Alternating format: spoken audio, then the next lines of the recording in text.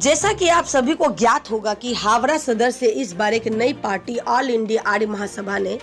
पहली बार अपने उम्मीदवार के रूप में राजेश प्रसाद को चुनावी मैदान में उतारा है। वहीं इस मैदान में टीएमसी से प्रसून बनर्जी, बीजेपी से रथिन चक्रवर्ती और सीपीएम से सब्यासाची चटर्जी खड़े हैं। हावड़ा में इन दिनों सभी पार्टियां जोरों शोरों से प्रचार में जुटी है। आपको बता दें कि 20 मई को यह वोट होना है और इसी को नजर में रखते हुए सभी पार्टियां के कार्यकर्ता ने अपनी पूरी जान प्रचार में झोंक दी है। जगह जगह बैनर, पोस्टर, झंडा आपको विभिन्न पार्टियों के दिख जाएंगे, जहां सभी को अधिकार है अपनी पार्टियों के प्रचार करने का। वही राजेश प्रसाद का आरोप है कि उनकी पार्टी का बैनर, पोस्टर, झंडा को कुछ दूसरे पार्टियों के लोग हटाकर उसकी जगह अपनी पार्टी का बैनर, झंडा लगा रहे हैं। उनका कहना है कि उनकी और जनता की आवाज को पूरी तरह से दबाने की कोशिश की जा रही है और उन्होंने हमारे चैनल के माध्यम से चुनाव आयोग, राज्य सरकार और पुलिस से यह निवेदन किया है कि इसके पीछे जिसका भी हाथ है उन दोषियों को पकड़ा जाए और उन पर उचित कार्रवाई की जाए। सोचने वाली बात यह है कि क्या इस तरह की घटना से यह समझ लिया जाए कि विरोधी पार्टियां कहीं न कहीं भयभीत है और वह अपनी सत्ता बचाने के लिए, जिन्हें शायद इस बार खुद पर भरोसा नहीं है और वह मैदान में दूसरी पार्टियों के आने से खुद को असुरक्षित समझ रही है और उनको डर है कि कहीं जनता का वोट इस बार उनके समर्थन में ना पड़े। इसी बौखलाहट में वह नई पार्टियों का बैनर, पोस्टर, झंडा हटाकर खुद का बैनर, पोस्टर लगा रही है ताकि जनता की नजर में नई पार्टियां आ ही ना सके। जी,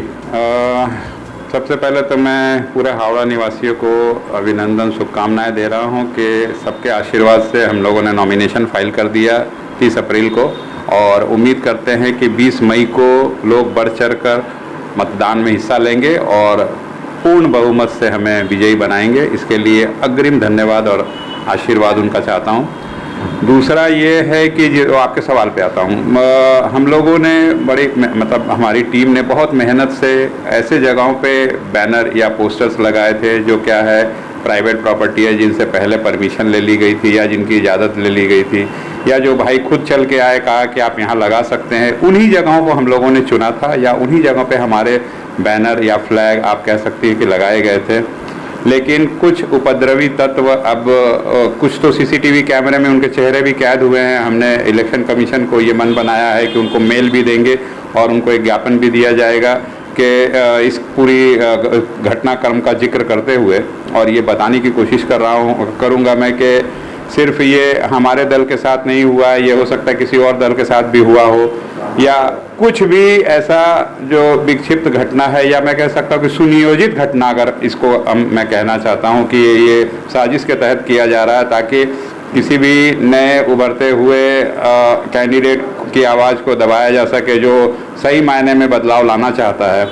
तो वो अपने मकसद में कामयाब नहीं होंगे। और हमारा जो ये कंप्लेन या आप कह सकती हैं कि जो प्रतिवाद करने का तरीका है ये जारी रहेगा और तब तक हम लोग इसको जारी रखेंगे जब तक संज्ञान नहीं ले लिया जाता है एडमिनिस्ट्रेशन के द्वारा, इलेक्शन कमीशन के द्वारा।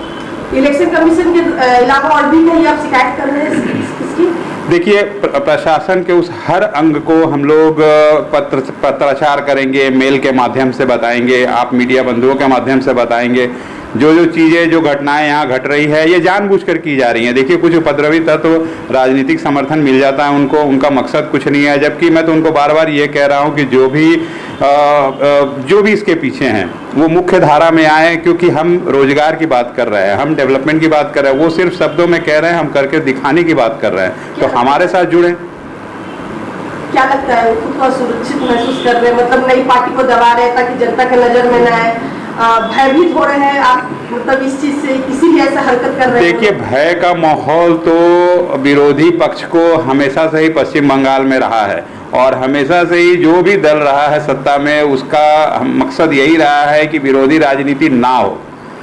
हो ही ना, मतलब उनके विरोध में कोई खड़ा ना हो, वो अपनी मनमर्जी करते रहे, अपनी मनमानी चलाते रहें।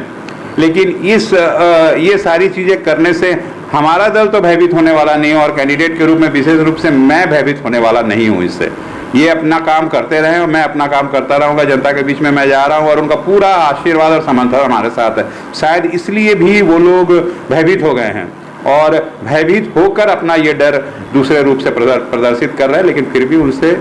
विनम्र निवेदन है, आप पोस्टर बैनर रहने दीजिए, आप 20 तारीख को हमें वोट दे दीजिएगा, बाकी बदलाव हम कर देंगे, कोई दिक्कत नहीं है। क्या कहिएगा, ये दबंगई गुंडई मतलब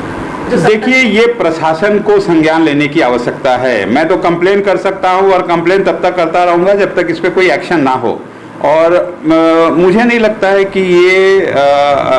असुरक्षा का माहौल हो या इस तरह के वोटरों के मन में एक डर पैदा हो जिसकी वजह से वो अपना जो अधिकार है, मताधिकार, वो इस्तेमाल न कर पाए। मैं नहीं चाहता कि ऐसा हो। इसीलिए अब चूंकि ये पूरा का पूरा प्रशासन इलेक्शन कमीशन के हाथ में है इस वक्त, तो इलेक्शन कमीशन की सबसे बड़ी जिम्मेदारी और आखिरी जिम्मेदारी उन्हीं की बनती है कि ये सुनिश्चित करे, सिर्फ शब्दों में नहीं, कहावत है कि इन लेटर एंड स्पिरिट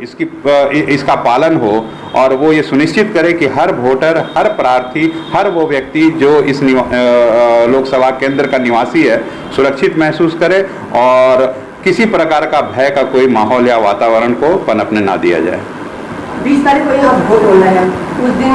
देखा जा रहा है कि जहाँ भी वोट हो रहा है हिंसा उनसा घटी रही है, तो आपको क्या लगता है कि जैसे अभी छोटा मोटा जो हो रहा है इसको लेकर आप इलेक्शन कमीशन से क्या कहते हैं, उस दिन की कैसी बंदोबस्त होनी चाहिए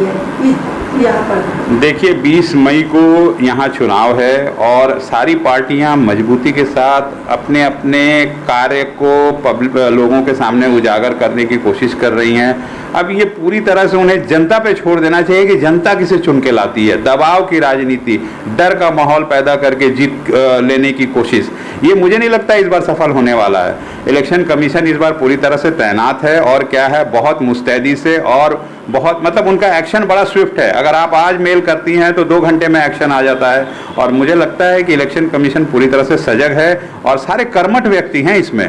तो पूरी तरह से भरोसा है। क्योंकि ये जो प्रोसेस उन लोगों ने लगाया हुआ है या अपनाया हुआ है, विश्वास कीजिए, मैं हर वोटर को, मतदाता को ये विश्वास दिलाना चाहता हूं आपके माध्यम से कि डर और भय वाली कोई बात ही नहीं है। आप बेफिक्र होकर बेझिझक जिसको मर्जी चाहे आप चुने, लेकिन थोड़ा सा समझ का उपयोग करें और ऐसे व्यक्ति को चुन के लाएं जो क्या है कि सही मायने में बदलाव की बात कर रहा है और जिसमें करने की क्षमता है। धन्यवाद। धन्यवाद। हावड़ा से रिंकू गुप्ता की रिपोर्ट।